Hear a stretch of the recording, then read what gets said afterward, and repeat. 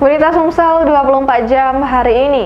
Area mahasiswa yang diduga menjadi korban kekerasan akhirnya resmi membuat laporan ke polisi. Dugaan kekerasan tersebut terjadi saat pelaksanaan Diksar UKM Kalitbang di Bumi Perkemahan Gandus. Arya, mahasiswa semester 3 Prodi Ilmu Perpustakaan UIN Raden Patah Palembang akhirnya membuat laporan ke SPKT Polda Sumsel. Arya yang didampingi kuasa hukum dari Yayasan Bantuan Hukum Sumsel Berkeadilan, M. Sigit Muhaimin, membuat laporan dugaan kekerasan. Kuasa hukum Arya, Sigit, mengatakan bahwa peristiwa dugaan kekerasan terjadi saat kegiatan Diksar UKM Kalitbang di Bumi Perkemahan Gandus. Akibatnya Arya mengalami luka di muka hingga tangan. Sementara itu pelapor Arya mengaku aksi pengeroyokan terjadi saat dia membocorkan informasi internal organisasinya. Dia juga memastikan jika informasi yang disampaikan tersebut sesuai fakta di lapangan. Terus itu apa katanya ada bocorkan informasi internal. Iya. Nah terus itu cara ceritanya. Arya itu menyebarkan informasi internal tentang kegiatan besar UKM tersebut.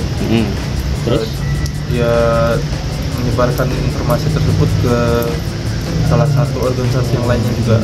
Itu Arya meneruskan. Berarti itu bukan ini, tetapi fakta. Memang benar Arya menyebarkan, tapi fakta di kejadian itu. Pertama kali waktu di speaker itu mana tuh? Di speaker tuh, nah yang si pelaku pertama nih ngomong, Arya, kami ini malam pertama Diksar Litbang kemarin evaluasi itu kan mengoreksi kegiatan di hari pertama itu. Nah, ngapo yo hari pertama itu kan ada kejadian kesurupan. Nah, ngapo kejadian kesurupan itu bisa menyebar ke media Instagram lah. Ya kesurupan ya di tempat Diksar itu. Ya. Nah, terus pas hari Jumat.